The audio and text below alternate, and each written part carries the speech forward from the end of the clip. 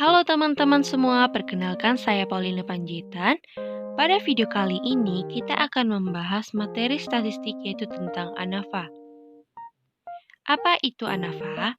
ANAFA adalah singkatan dari analisis varians yang merupakan sebuah teknik inferensial yang digunakan untuk menguji perbedaan rata nilai dari dua atau lebih sampel untuk mengetahui apakah ada perbedaan yang signifikan atau tidak dari hasil sampel tersebut. Bagaimana langkah-langkah pengerjaan ANAFA? Pertama, kita akan mencari area dengan rumus sigma J kuadrat per sigma NI dengan J sama dengan J1 tambah J2 tambah J3 sampai dengan seterusnya sesuai dengan banyak data yang ada.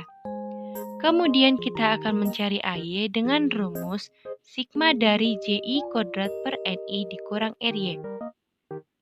Apa perbedaan sigma J pada area dan AY? Kalau pada area, nanti itu sigma J-nya dijumlahkan dulu semua baru dikuadratkan. Sedangkan kalau di AY, nanti itu jumlahnya itu dikuadratkan dulu satu per satu atau dilakukan secara terpisah. Kemudian kita akan mencari sigma Y kuadrat, yaitu jumlah kuadrat dari semua data pengamatan. Dan yang terakhir kita akan mencari DY dengan rumus sigma Y kuadrat dikurang RY dikurang AY. Di sini saya sudah siapkan contoh datanya. Jadi nanti sigma J-nya itu kita dapatkan dari jumlah kelompok data X1, X2, dan X3. Sedangkan kalau sigma NI-nya kita dapat dari banyak data kelompok X1, X2, dan X3. Kebetulan di sini itu banyak kelompok ketiga data ini adalah 6. Kita masuk pada tabel perhitungannya. Pertama, kita akan mencari DK rata-rata itu 1, di mana nilai 1 ini sudah menjadi ketetapan atau ketentuan yang ada. Kemudian DK antar kelompok itu rumusnya K dikurang 1 atau kelompok data dikurang 1. Selanjutnya, DK dalam kelompok ini rumusnya sigma NI dikurang 1, di mana nanti masing-masing setiap kelompok data dikurang 1 lalu dijumlahkan. Dan yang terakhir jumlah ini nanti hasilnya akan sama dengan sigma NI. Kita masuk ke jumlah kuadrat atau JK. Jadi JK rata-rata ini nilainya nanti akan sama dengan RY. Kemudian JK antar kelompok nanti nilainya akan sama dengan AY.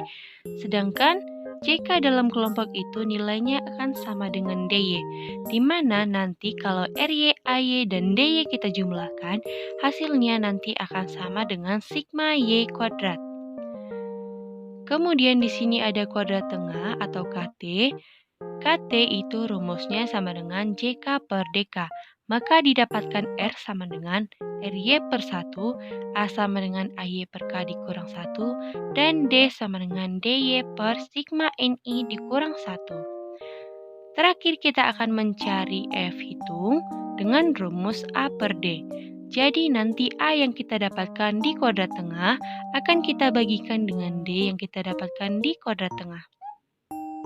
Setelah nanti semuanya ini selesai, maka kita akan cari F tabel, di mana di sini alfanya sudah ketentuan dengan nilai 0,05, sedangkan DK pembilang nilainya akan sama dengan antar kelompok yang nantinya akan berfungsi sebagai penunjuk kolom pada tabel F. Dan DK penyebutnya ini nilainya akan sama dengan DK yang nantinya akan berfungsi sebagai penunjuk baris pada tabel F. Setelah nanti nilainya sudah kita dapatkan, maka bandingkan F hitung dengan F tabel. Di mana nanti, jika F hitung lebih besar dari F tabel, maka kesimpulannya adalah terdapat hubungan yang signifikan. Dan sebaliknya, jika F hitung lebih kecil dari F tabel, maka tidak terdapat hubungan yang signifikan. Oke, sekarang kita akan masuk ke contoh soal. Let's go! Nah, di sini aku udah siapin contoh datanya. Jadi, ini tuh misalnya contoh data pemberian metode yang berbeda dalam meningkatkan kognitif anak. Pertama, kita harus mencari kuadrat dari setiap kelompok data ini. Nah, setelah itu, lalu kita akan mencari jumlahnya, dan yang terakhir kita akan mencari rata-rata. Nah, apa rumus dari rata-rata? Rata-rata sama dengan Jumlah data per banyak data. Di sini jumlah data X1 itu sama dengan 250 dibagi dengan banyak datanya 10, maka didapatkan rata-rata sama dengan 25.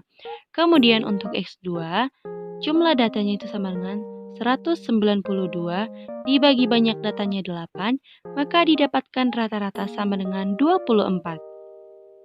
Dan yang terakhir di sini untuk X3, jumlahnya itu sama dengan 235 dibagi banyak datanya 9, maka didapatkan rata-rata sama dengan 26,11. Selanjutnya kita akan mencari RY. Masukkan terlebih dahulu rumusnya yaitu sigma J kuadrat per sigma NI. Masukkan jumlah dari X1, X2, dan X3, kemudian kuadratkan. Lalu dibagikan dengan banyak datanya yaitu 10 ditambah 8 ditambah 9. Jadi hasil akhir dari RY ini itu akan sama dengan 16.477,37. Selanjutnya kita akan mencari AY. Masukkan rumusnya sigma dari JI kuadrat per NI dikurang RY. Nah, inilah yang sudah saya jelaskan di awal tadi. Kalau pada RY dijumlahkan terlebih dahulu baru dikuadratkan, sedangkan kalau di AY ini itu dikuadratkan secara terpisah barulah nanti dijumlahkan lalu dikurang dengan RY. Maka hasil akhir dari AY ini dapatkan yaitu 516,74. Sekarang kita akan mencari sigma Y kuadrat, yaitu jumlah kuadrat dari semua data pengamatannya. Nah, inilah tadi gunanya kita mencari kuadrat dari setiap kelompok data ini, yaitu X1 kuadrat, X2 kuadrat, dan X3 kuadrat. Supaya apa? Supaya ketika mengerjakan sigma Y kuadrat itu akan lebih mudah. Nah, setelah semua jumlah kuadrat ini ditambahkan, maka didapatkan hasil akhir dari sigma Y kuadrat sama dengan 18.103. Kemudian kita akan mencari DY, masukkan rumusnya sigma Y kuadrat dikurang RY dikurang AY. Masukkan setiap nilainya lalu kurangkan, maka didapatkan hasil DY sama dengan 1108,89. Nah, sekarang kita akan membuat daftar ANAFA-nya. Pertama, kita akan mencari DK terlebih dahulu. DK dari rata-rata itu sama dengan 1, di mana nilai 1 ini tadi sudah menjadi ketentuan atau ketetapan. Jadi, kita tidak perlu roba-roba ya teman-teman. Kemudian DK antar kelompok itu, kelompok data dikurang 1, maka kelompok datanya itu kan ada 3 yaitu X1, X2, dan X3. Berarti 3 dikurang 1 itu sama dengan 2. Kemudian DK dalam kelompok itu masing-masing setiap kelompok data dikurang 1 lalu dijumlahkan. Yang artinya 10 dikurang 1 9 ditambah 8 kurang 1 7 ditambah 9 kurang 1 8. Maka 9 tambah 7 tambah 8 hasilnya sama dengan 24. Nah, sekarang kita jumlahkan 1 tambah 2 tambah 24 sama dengan 27. Kemudian untuk jumlah kuadratnya atau JK, JK dari rata-rata itu nilainya sama dengan RY, JK antar kelompok itu nilainya sama dengan AY, dan JK dalam kelompok itu nilainya sama dengan DY. Nah, jumlahkan ketiganya, maka akan dapatkan hasil dengan nilainya yang akan sama dengan sigma Y kuadrat yaitu 18.103. Kita lanjutkan pada kode tengah atau KT. Rumus dari KT tadi itu adalah JK per DK. Maka 16.477,7 per 1 yaitu hasilnya sama atau tetap. Kemudian 516,74 bagi 2 yaitu 258,37. Dan yang terakhir 1108,89 dibagi 24 hasilnya 46,20. Terakhir kita cari F hitungnya yaitu A per D 258,37 dibagi 46,20 maka didapatkan hasil F 5,59. Nah, setelah semuanya sudah kita dapatkan, maka kita akan cari F tabelnya, di mana tadi alfanya kan sudah ketetapan 0,05. Untuk DK pembilangnya itu nilainya sama dengan antar kelompok, masukkan berarti nilainya sama dengan 2.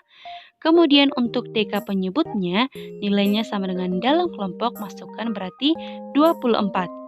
Nah, kita akan cari pada tabel F, yaitu kolom kedua dan baris ke-24. Mari kita cari. Nah, teman-teman bisa cari di sini kolom kedua dan baris ke-24. Jika teman-teman sudah mendapatkannya, di sini ada nilainya 3,4028. Masukkan nilainya, kemudian bandingkan F hitung dengan F tabel. Maka dapatkan perbandingan 5,59 banding 3,40. Maka dari bandingan ini, kita dapat mengetahui bahwa F hitung itu lebih besar dari F tabel. Dan didapatkan kesimpulan, terdapat perbedaan yang signifikan dari pemberian metode yang berbeda dalam meningkatkan kognitif anak usia dini. Baiklah teman-teman, sekian hasil pembelajaran yang dapat saya berikan kepada teman-teman. Semoga video pembelajaran ini bermanfaat bagi teman-teman. Terima kasih.